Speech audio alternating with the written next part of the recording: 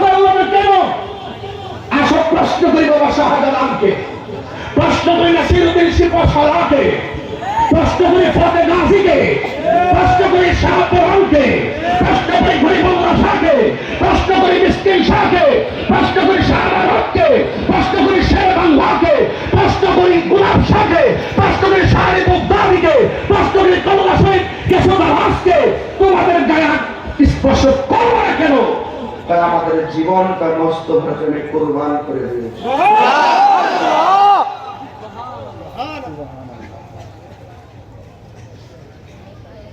একটা বান্দা আর একটা বন্ধু। আরে রোহিঙ্গা মৌলবী গুলো, ওই ডাবলিউ মৌলবী গুলো,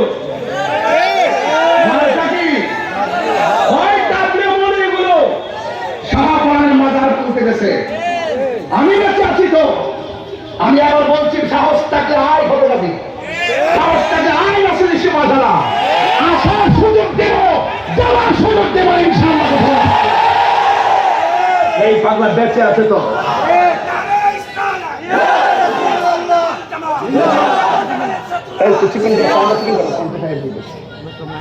পুরান বেশি ঢুকে গেছে। আল্লাহু আকবার জোরে বলেন। এই কথাগুলো বললে অনেকে বলে তাহিরি অতিরিক্ত কথা বলে। অতিরিক্ত কথা বলি এই মুহূর্তে না থাকলে বুঝতেন। সব ডাব্লিউর গায়ে আগুন ধরাই দিচ্ছি, রাষ্ট্রযন্ত্রে ঘুম ভেঙে দিচ্ছি যে 65% সুন্নিদেরকে মাইনাস ফরমালে রেখে এই দেশ ইসলামের কোন সিদ্ধান্ত নিতে দেওয়া হবে না।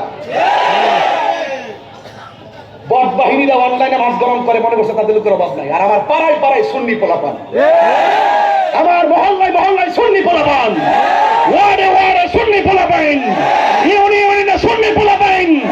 এত আশা থাকার পরেও আমরা মাইনাস থাকবো। রাষ্ট্রযন্ত্র প্রহসন আমরা মেনে নেইনি, মেনে নেব না। এই দেশ সুন্নিদের দেশ, বাকি ওলি আল্লাহ দুশ্মনরা হলো দখলদার দখলদার দখলদার। আমার প্রতিপক্ষী আমার দল দেখছি তো বহু দল, ফেরাউন কি আছে, নমরুদ আছে না গেছে? ডাব্লিউ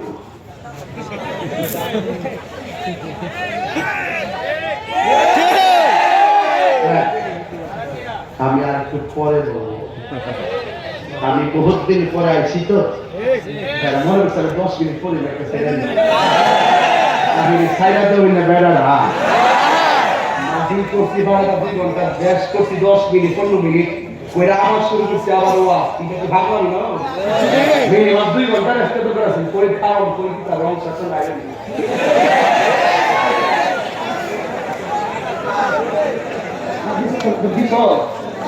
আমি একটা ওয়াজ শেষে প্রথম বলছিলাম, আমি কষ্ট করেছি দরকার ছিল কিনা মনে হয় তার নাই চলবো।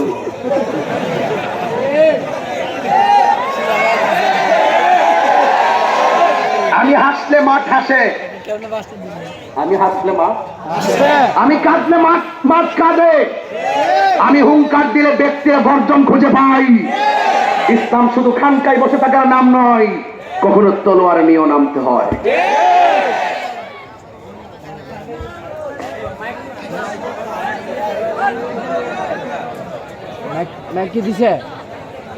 একটা জবানও বন্ধ রাখবেন না। আপনাদের কি কষ্ট হইতেছে? আমি যে লাইনটা ধরছি নাকি খারাপ লাগতেছে?